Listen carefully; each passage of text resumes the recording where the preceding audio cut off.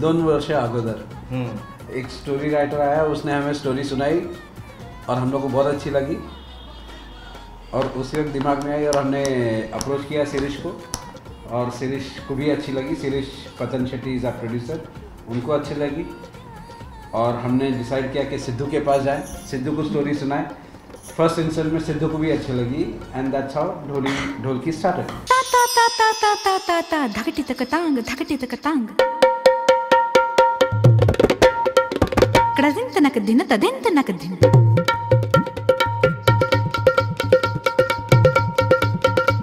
तक धान धान दिनता तक धान धान दिनता तक धान धान धा।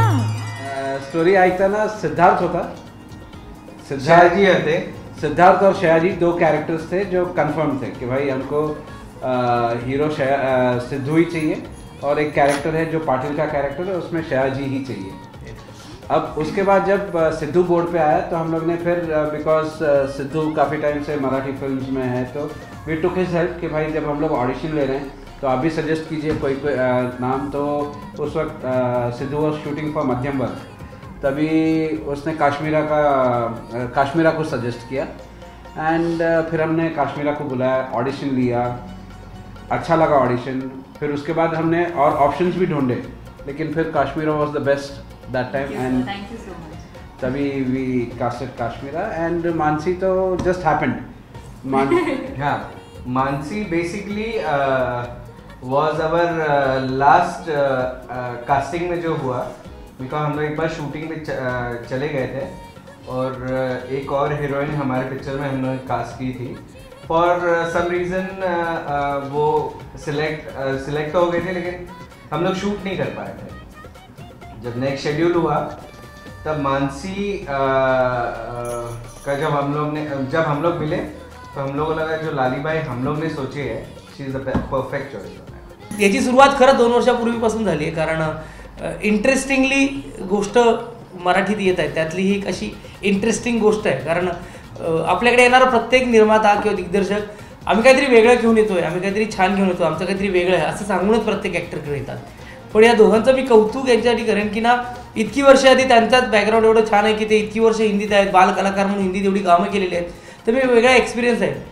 पण ते माझ्याकडे आले होते सिनेमा घेऊन, तेव्हा त्यांनी सांगितलं की आम्हाला लोकांचं मनोरंजन करायचं, आम्हाला काही लोकांना काही डोस द्यायचे नाहीत, फीड करायचं नाही। वेगवेगळे कामं करत असताना आपल्याला कोणतरी पाहत असतं आणि आपल्यातला काहीतरी प्लस पॉईंट डिरेक्टर काढत असतो आणि त्यांना माहिती होती की माझ्या क्वालिटी ज्या आहेत ज्या लोकांना आवडतात किंवा हे एलिमेंट तुम्ही छान करता ते सगळे टाकून तो लाल्या मुळात त्या लाल्यामध्ये होते म्हणून सिद्धार्थ तिथे आलाय आणि त्यांनी ते माझ्याकडून करून घेतलं, तर मस्त वाटतं।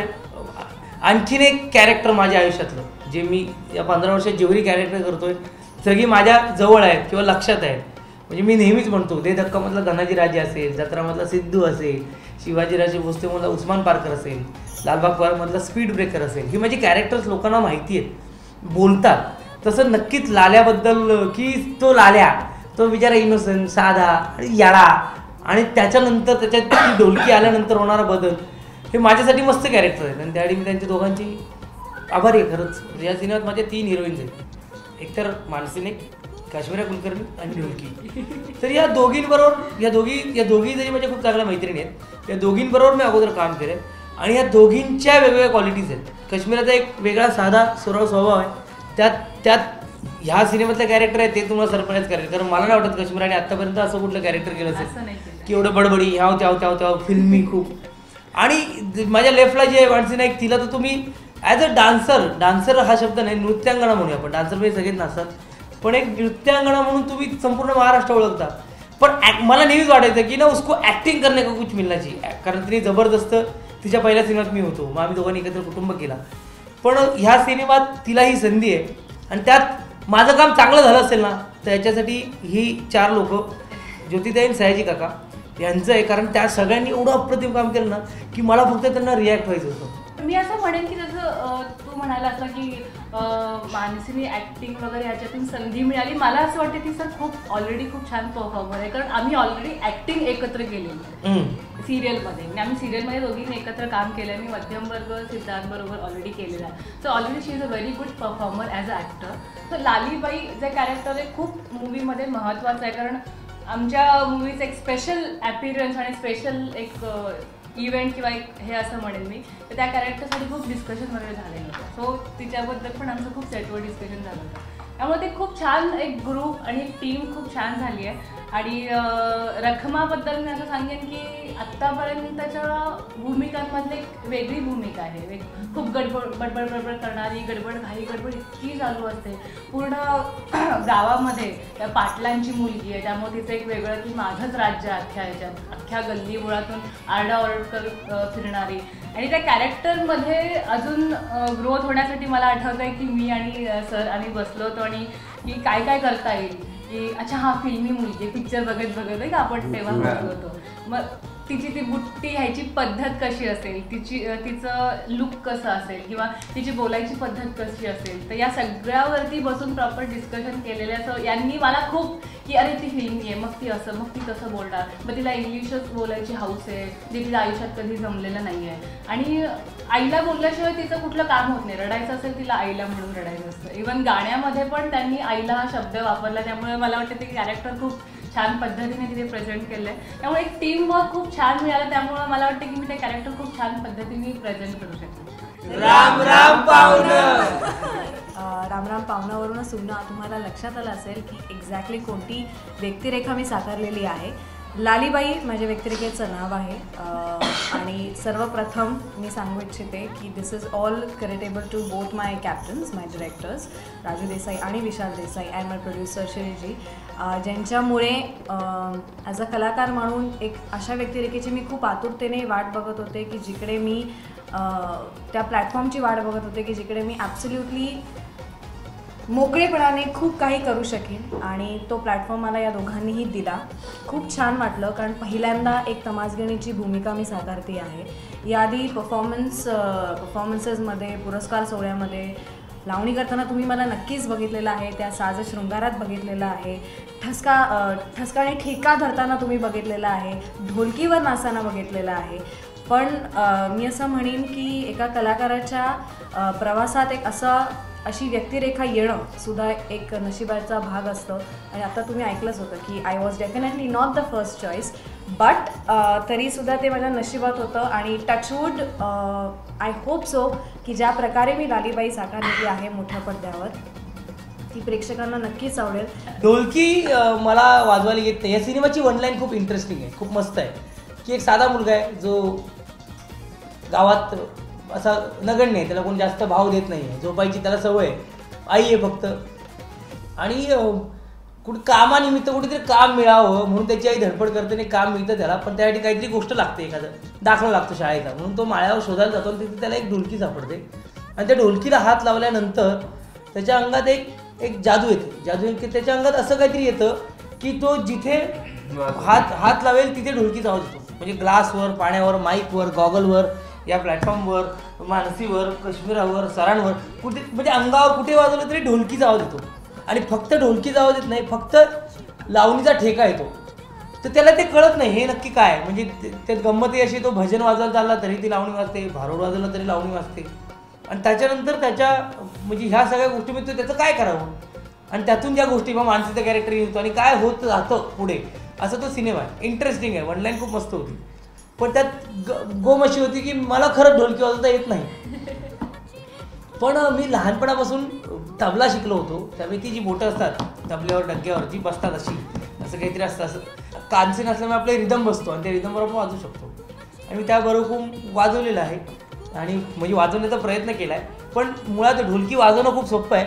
ढोलकी वाजवण्याची ॲक्टिंग करणं म्हणजे त्यात जास्त, म्हणजे बोटं सुचलेली होती माझी.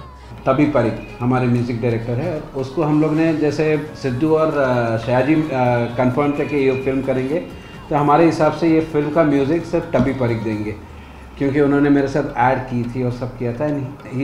They are immensely talented. तो ये पक्का था कि इस फिल्म का म्यूज़िक तभी परीख ही देंगे. म्हणजे ढोलकी म्हटल्यानंतर मराठी माती आहे, त्यात लावणी आहे, त्यात वग आहे, त्यात लोकनाट्य आहे, त्यात वेगळा ड्रामा आहे.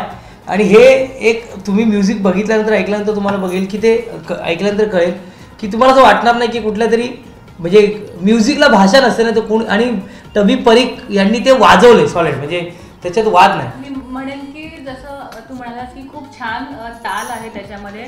तर मी एका शब्दाने सांगेन की एक माझ्या आयुष्यातलं एक ढिंच्याक असं गाणं आहे ते, त्यामुळे मला ते खूप आवडलं. आणि हाऊ कॅन आय फॉरगेट की जसं गाणी इतकी छान आहेत सगळी, माझ्या वाटेला आलेले 2 लावण्या आहेत, फक्कड लावण्या असं मी बोलू इच्छिते. आणि how can I not take आमचे जे डान्स मास्टर्स आहेत, तिन्ही मास्टर्स ऑफकोर्स राजेश बरोबर मी अनफॉर्च्युनेटली काम नाही करू शकले कारण ह्यांच्या गाण्यात मी नव्हते, पण माझ्या वाटेला 2 मास्टरजीज झाले, ते म्हणजे एक सुजी अँड कॅट आणि दीपाली विचारे. आणि दोघांनीही मला ज्या प्रकारे प्रेझेंट केलेलं आहे, it is a must watch, जे तुम्हाला लवकरच येत्या 28 ऑगस्टला चित्रपटगृहात पडद्यावरती तुम्ही बघालच. एंड स्पेशल मेंशन सुजीत का, उसने जो एक गाना किया है कम से कम 10 मिनट का गाना है, और उसने जो उसको हमारे साथ बैठ के विजुअलाइज करके जो उसने किया है, माइंड ब्लोइंग.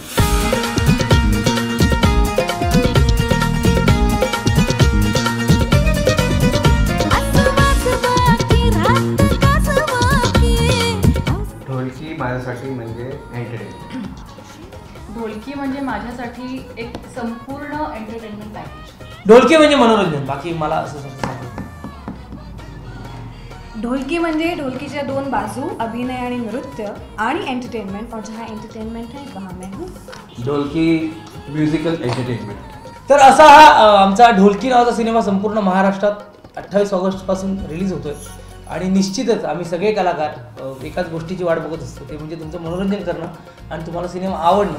आणि तुम्हाला आवडला तर आम्हाला एक वेगळा पुरस्कार मिळतो. म्हणजे रवी सर एकदा बोलले होते एका इंटरव्ह्यूमध्ये की आपके लिए कौन सा पुरस्कार चाहिए, असं एक त्यांना विचारलं. ते म्हणाले की लोकांना सिनेमा आवडणं हाच आमच्यासाठी मोठा पुरस्कार असतो, आणि तो पुरस्कार लवकरच आम्हाला मिळेल 28 पासून, अशी आम्ही आशा बाळगतो.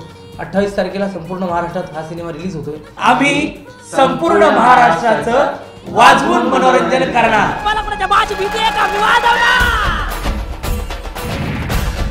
त्या लाल्याचं काय करायचं? चांगले विचार ओढा, वाईट विचार सोडा. नाही सोडणार आराम करा मी.